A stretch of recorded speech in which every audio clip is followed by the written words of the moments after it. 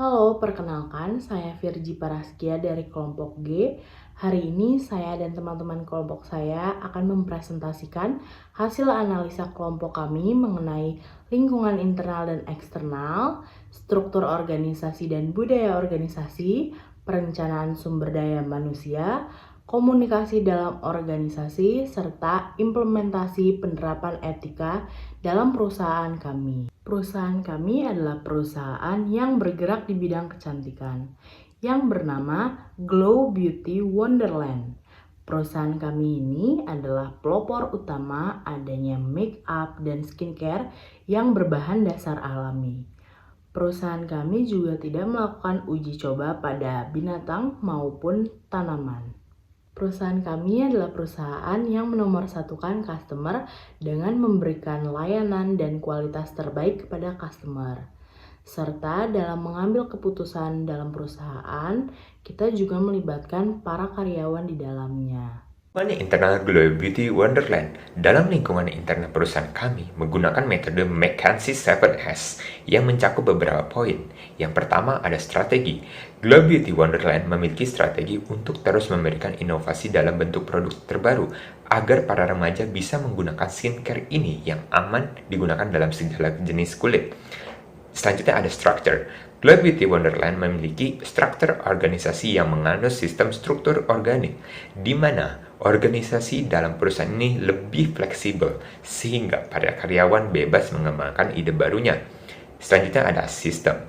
Glow Beauty Wonderland memiliki control system yang jelas, khususnya pada masa produksi dan kualitas produksi, serta kontrol manajemen yang baik. Selanjutnya ada staff.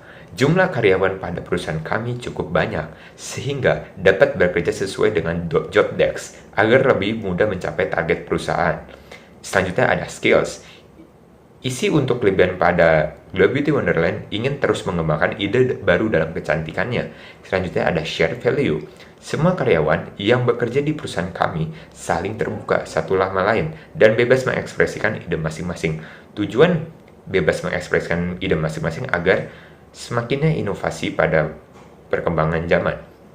Dalam perusahaan kami, Glow Beauty Wonderland memiliki budaya advocacy yang mengutamakan fleksibilitas dalam bekerja, sehingga para karyawan bisa lebih fokus terhadap perubahan dan ide-ide baru yang sedang tren. Berikut adalah hasil analisis SWOT dalam perusahaan Glow Beauty Wonderland. Pertama, strengths. Glow Beauty selalu mengutamakan kepuasan customer dengan kualitas ingredients yang selalu menggunakan bahan alami sehingga dapat digunakan untuk segala usia. Kedua, weakness. Jasa ekspedisi atau pengiriman masih terbatas sehingga tidak sebanyak e-commerce besar di Indonesia yang lainnya. Ketiga, opportunities. Skincare dan makeup pada masa kini sudah menjadi kebutuhan sehari-hari dan menjadi tren di segala usia, sehingga dapat memberikan omset dan keuntungan yang besar pada Glow Beauty. Dan threats, ancaman yang dimiliki Glow Beauty adalah banyaknya kompetitor yang memiliki harga yang lebih terjangkau. Lingkungan eksternal Glow Beauty Wonderland. Dalam perusahaan kami memiliki lingkungan khusus atau mikro, yang dimana perusahaan dapat melakukan tindakan dengan berbagai faktor yang mempengaruhi dan menentukan peluang pasar. Kedua, lingkungan umum atau makro, di mana kondisi perusahaan hanya dapat merespon lingkungan eksternal saja, seperti faktor teknologi, sosial budaya, hukum, dan ekonomi. Glow Beauty Wonderland memiliki struktur organisasi yang cukup baik, di antaranya head office. Selain itu, mempunyai tim di bidang warehouse yang tersebar di beberapa kota. Selain itu, ada juga tim marketing yang meliputi general marketing officer hingga sales advisor. Selain itu, ada tim finance, meliputi head finance, juga middle finance. Dan memiliki divisi di bagian sumber daya manusia, meliputi management development hingga customer service.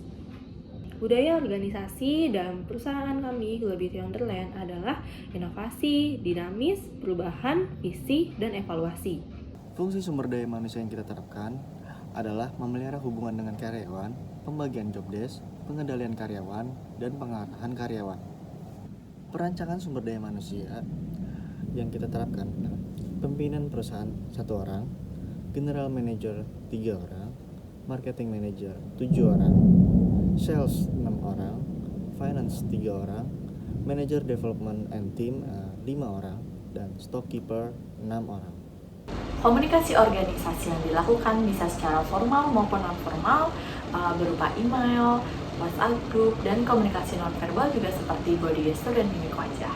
Aspek etika yang diterapkan di perusahaan kami adalah mengutamakan etika dan kejujuran dalam bekerja agar menjadi karyawan yang berintegritas, adanya sikap saling tolong-menolong dan sopan santun sama lain, memberikan kinerja terbaik terhadap perusahaan untuk mencapai target, pemimpin yang bertanggung jawab dan dapat berlaku adil tanpa memandang status.